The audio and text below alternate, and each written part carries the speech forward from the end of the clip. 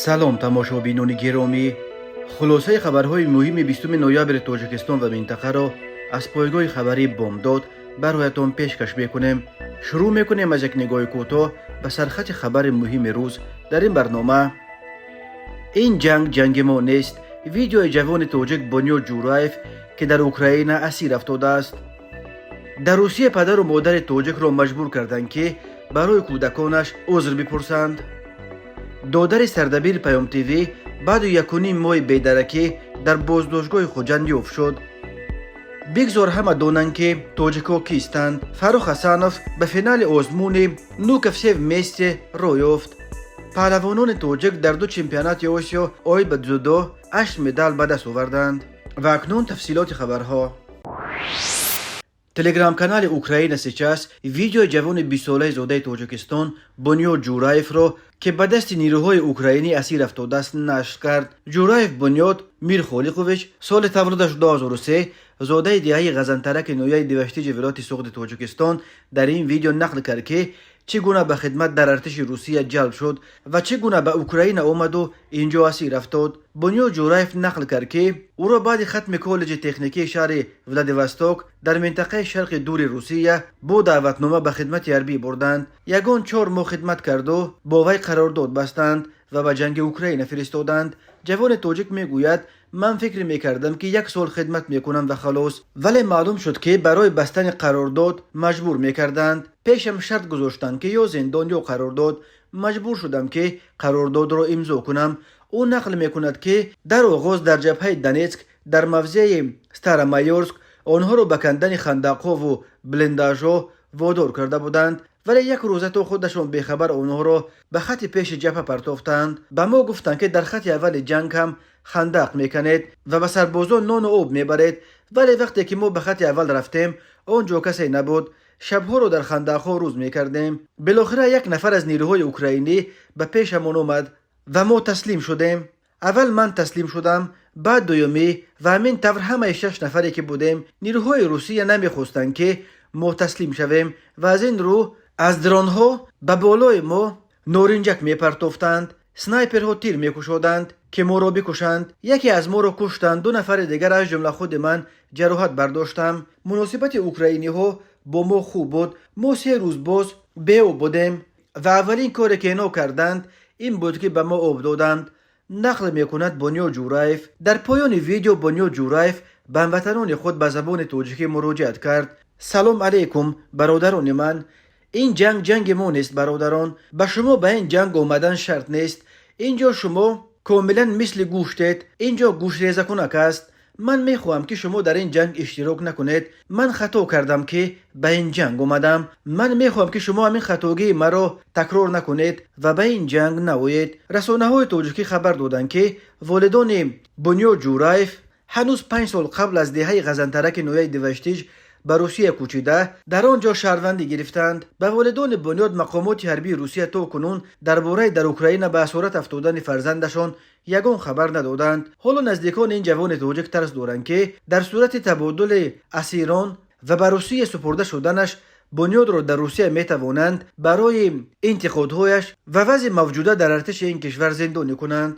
روسیه 24 فوریه سال 2022 به اوکراین حمله کرد. طی 21 ماه گذشته از آغاز این جنگ که مقامات روسیه آن را همچنان سرسختانه نه جنگ بلکه حملات حربی مخصوص نام میبرند، از هر دو طرف 10 نفر کشته شده، تقریبا 5 میلیون آدم زخمی شدند. در بین کشته شدگان بیش از 50 نفر آزادگان تاجیکستان نیز هستند که به استثنای 1 یا 2 نفر اکثریت کلش از طرف روسیه می جنگند. در اوکراین تا امروز بیش از 30 محبوس تاجیک کشته شدند. این محبوسان با وعده آزادی زودتر از محبس با شبکه واگنر و یا وزارت مدافع روسیه قرارداد امضا کرده به جنگ ضد اوکراین رفته بودند.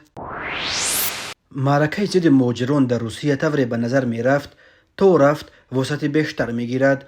در شهر خباروفسک در منطقه شرق دور روسیه 1 عائله مهاجران تاجیک را در پی مناقشه ناچیز فرزندان خردسالشان با دختر همسایه مجبور کردند که برای رفتار کودکان خود عذر بپرسند. این خواهر و دادر گناهکار که گویا ریوگزاک یا بارخالته دختر همسایه را درانده باشند، یکی 8 ساله و دومی مگی 10 ساله است. در ویدیوی کوتاه 40 ثانیه‌ای یک کانال ملیتگرایان روس روز 8 نوامبر سال 2023 نشر کرد همه اعضای این اویله رهبر خاندان عزت‌الله سعیدوف، همسرش ورد و فرزندان خردسال آنها با صد خم و دستو پیش بر در روبروی کامرا قطار کرده شدند و یک مردی که چهرهش نمودار نیست امرشون میدید که سر کردیم.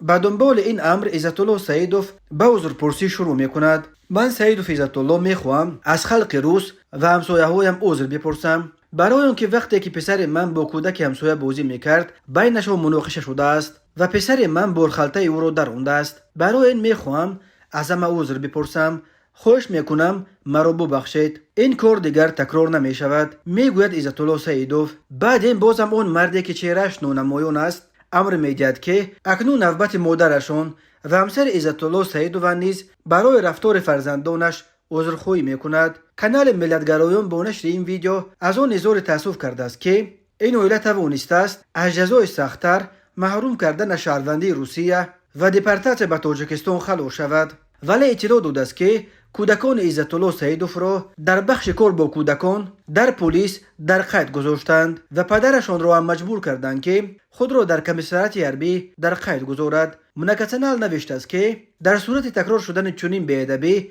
از طرف فرزندانشان این اویله را حتما به تاجیکستان برمیگردانند.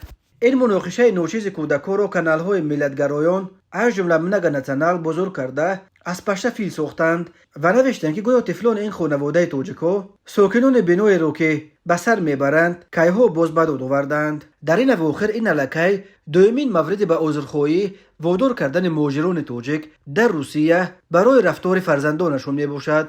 در پایان ماه اکتبر کانال‌های ملیتگرا همین گونه در شهر ولدای ولایت نوگراد را بزرگ کردند.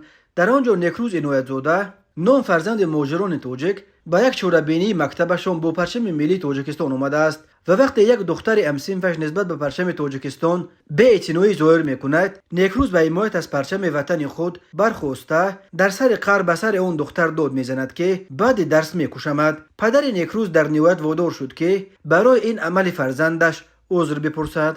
منصبداران روس وقتهای آخر دعوت کرده ایستادند که قانونهای مهاجرت را شدیدتر کرده مبلغ انداز و پول پتنت را برای مهاجران بالا برند. کار کردن آنها در بسیاری از ساحه‌های درآمدش بیشتر را من و امکان به دست آوردن شهروندی روسیه را برای مهاجران شدیداً محدود کنند. اسلدین شریپوف 36 ساله ساکن دهه خشتخان جماعت پانغاز نویه 8 و برادر خرده شفقت محمد سردبیر کانال اپوزیسیونی پیام تیوی بعد یکونیم ماه استردادش از روسیه بالاخره در سزا یعنی در بازداشتگاه شهر خوجند پیدا کردند. به گفته پیوندانشان به ادوکات میسر شده است که هفته گذشته در بازداشتگاه با اسلدین شریپوف ملاقات کند. اکنون خویشاوندانش تلاش دارند تا برای اسلدین شریپوف به بازداشتگاه لباس و غذا برند. در این باره روز 8 نوامبر سال 2023 از قبل خویشاوندان اسلدین شریپوف رادیوی آزادی خبر داد. وکیل مدافع بعد دیدار او در سزا به خویشاوندانش گفته است هنوز معلوم نیست که حمایت اسلدین شریپوف را به دوش میگیرد یا نه. در تاجیکستان ادوکات‌ها اکثر وقت از ترس چپ گرفتن مقامات به عهده گرفتن پرونده هایی که انگیزه‌های سیاسی دارند خودداری میکنند. در نتیجه حمایت چنین افراد را مقامات خود با ادوکات‌های دولتی که از خط کشیده مقامات بیرون نمیبرایند میسپارند. این در حالی است که با گذشت بیش از 1.5 ماه از استرداد اسلدین شریپوف تا حال مقامات رسما قضیه او را شرح ندادند و معلوم نیست که او مشخصاً به چه عیب دور می شود. اسلدین شریپوف سانه 1 اکتبر سال 2023 از روسیه به تاجیکستان استرداد شد. قرار به تاجیکستان سپردن اسلدین شریپوف را به گفته وکیل دفاع او نینا چتورکووا داستانی نویای تاگیلسکی شهر نیژنی تاگیل ولایت سوردلوفسک صادر کرده است. اسلدین شریپوف از 22 سپتامبر سال 2022 در شهر نیژنی تاگیل در بازداشت قرار داشت. او را بر اساس درخواست مقامات تاجیکستان که این ساکن نویه 8 را تحت جستجوی بین المللی قرار داده بودند دستگیر کردند. بر اساس مواد پرونده استردادش در تاجیکستان اسلدین شریپوف را بر اساس قسم 2 ماده 307 علاوه 3 به همکاری با سازمان ممنوع عیبدار می شود. ماده 307 در تاجیکستان برای تعقیب مخالفین و دیگر اندیشان و نزدیکان آنها استفاده می شود. نزدیکان اسلدین اتهامات همکاری او با سازمان‌های ممنوع را رد می‌کنند و می‌گویند که او یگان فعالیت سیاسی نداشت و در روسیه در ساختمان کار می‌کرد. به باور نزدیکانش سبب اصلی تعقیب اسدالدین شریپوف برادر او بودن شفقت جان شریپوف، معروف با تخلص شفقت محمد، سردبیر شبکه تلویزیونی اپوزیسیونی پیام تیوی است. تماشابینان عزیز، یادآور می‌شویم خلاصه مهمترین اخبار تاجیکستان را از پایگاه خبری بامداد تماشا دارید. برنامه را ادامه می‌دهیم. آوازخوان جوان 25 ساله تاجیک فاروق حسنوف با کسب 97 آواز از 100 آواز 100 عضو داوران به مرحله نهایی موسم پنجم آزمون آوازخوانی نوک سیو میسته در شبکه تلویزیونی روسیه یک رو یافت. موسم پنجم آزمون نوک سیو میسته 8 سپتامبر سال 2023 آغاز یافت. هنرنمای فاروق حسنوف با ترانه مشهور جونی وانا استی как любовь твою понять شام 7 نوامبر نشر شد. رهبر هیئت یکمان آزمون آوازخوان شناخته روس سرگئی لازارف هنرنمایی فاروق حسنوف را فوق‌العاده نامید و گفت که فاروق این ترانه را از جونی وانا استی هم بهتر اجرا کرد. لازارف افزود من تنها از یک چیز در حیرتم که چرا تو 97 امتیاز گرفتی نه 100. تو در هر یک صدای این ترانه زندگی داشته. به نظر من تو یکی از هنرمندان از همه برجسته این موسمی بدون یگان شک و شبهه. سامانه رسمی آزمون سموتر امرو نیز از هنرنمایی آوازخوان تاجیک چنین توصیف کرد. فاروق حسنوف 25 ساله از تاجیکستان به معنای تامش داوران را با مهارت و صدای نوتکرارش محبوب کرد. او قبل از برآمدن به صحنه خیلی هیجان به نظر می رسد ولی تمام نیرویش را جمع آورده هنرنمایی عالی کرد. خود فاروق حسنوف بعد هنرنماییش به این سامانه گفته است این یک کار فوق‌العاده بود. در چنین لحظه های فرابخش مرا تنها یک چیز انگیزه می دهد. می خواهم پوره به ایجاد داده شوم و اثبات کنم که من کیستم و به چه قادرم. بگذار همه دانند که تاجیک ها کیستند. فاروق حسنوف 20 یولی سال 1998 در شهر دوشنبه به دنیا آمده. ملتش تاجیک است. او از کودکی به موسیقی شوق و رغبت داشت و در برابر مکتب میانه در استودیوی موسیقی نیز تعلیم می‌گرفت.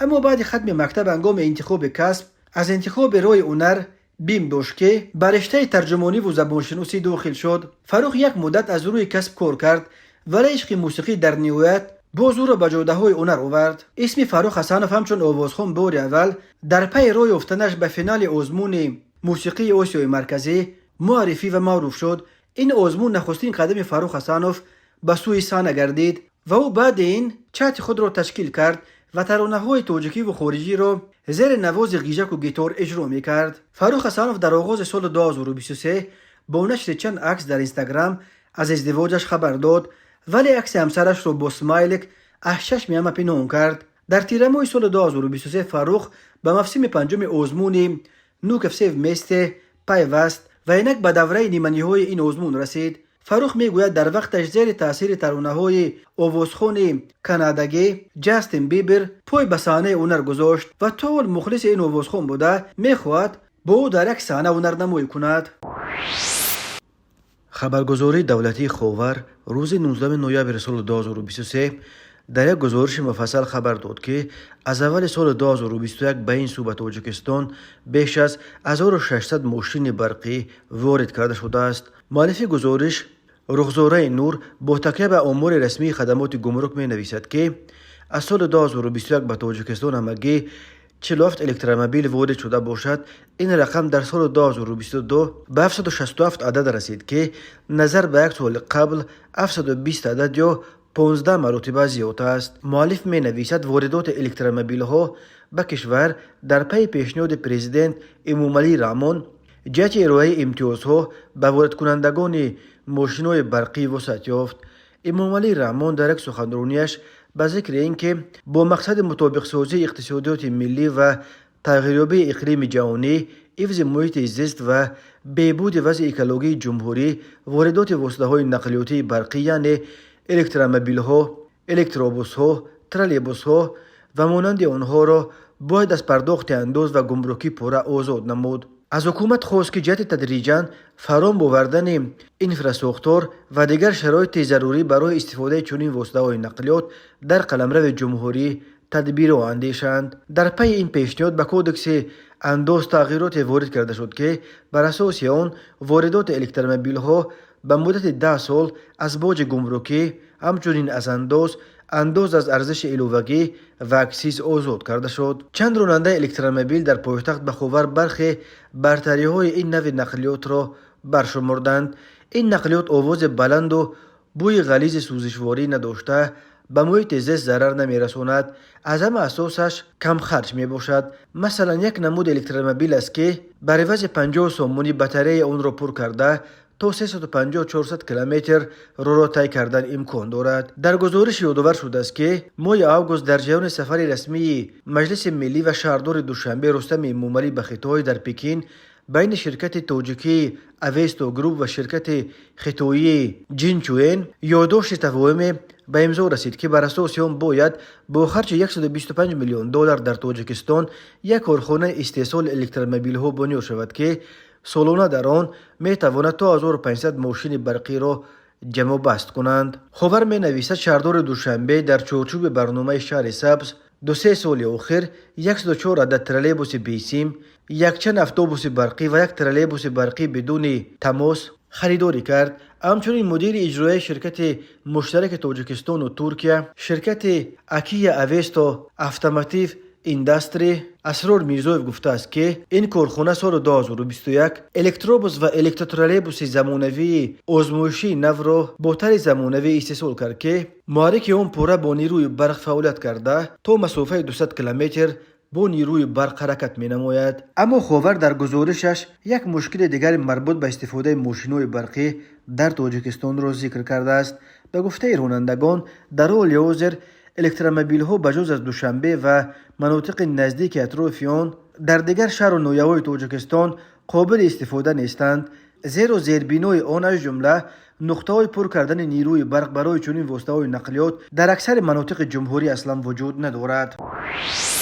پهلوانان تاجیک در چمپیونات آسیا اوید به گشتین جودو میان نورسان و جوانان که روزهای 16 مردم نوامبر سال 2023 و روزهای 18 19 نوامبر در شهر تاشکند برگزار شد 8 مدال، 3 طلا و 2 نقره و 3 برنجی به دست آوردند. تاجیکستان را در چمپیونات نورسان میان پسران 10 پهلوان و میان دختران 1 نفر نمایندگی کردند. از این شمار 3 نفرش لایق قطب‌الدینوف 55 کیلوگرم، یاسین باباکلانوف 60 کیلوگرم و محیدین اسداللهیف 73 کیلوگرم مقام اول را گرفته صاحب مدال طلا گشتند. در حساب عمومی در بین دسته ها در این مسابقات دسته یکچین تاجیکستان با 3 مدال طلا، بعد میزبان این چمپیونات دسته ازبکستان که 9 مدال، 3 طلا، 5 نقره و 1 برنجی به دست آورد در مقام دوم قرار گرفت. در چمپیونات آسیا بین جوانان در تاشکند بیش از 170 ورزشگر از 15 کشور اشتراک کردند. تاجیکستان را در این مسابقات 12 نفر 9 پسر و 3 دختر نمایندگی کردند. به پهلوان‌های جوان تاجیک میسر شد که 5 مدال، 2 نقره و 3 برنجی به دست بیارند. از جمله ابوبکر شیروف 73 کیلوگرم بین پسران و اهلیه مومنووا 52 کیلوگرم میان دختران مقام دوم را به دست آورده صاحب مدال های نقره شدند. سنت الله موسویف 73 کیلوگرم، محمد جان عبدالجلیلوف 81 کیلوگرم و امید جان رجبوف 90 کیلوگرم در رقابت ها میان پسران با کسب مقام سیوم مدال های برنجی به دست آوردند. لازم به گفتن است که محمد جان عبدالجلیلوف برای مقام سیوم با پهلوان دیگر تاجیک سنت الله لایقوف رقابت کرد. در حساب عمومی بین دسته ها دسته یکچین تاجیکستان با 5 مدال جای پنجم را گرفت. صحنه 17 نوامبر سال 2023 در شبکه اجتماعی فیسبوک نوار نشر گردید که در آن حالت با سرعت بلند اداره نمودن واسطه نقلیات تمغه تویوتا انعکاس یافته بود. این ویدیو باعث واکنش منفی شهروندان گردید.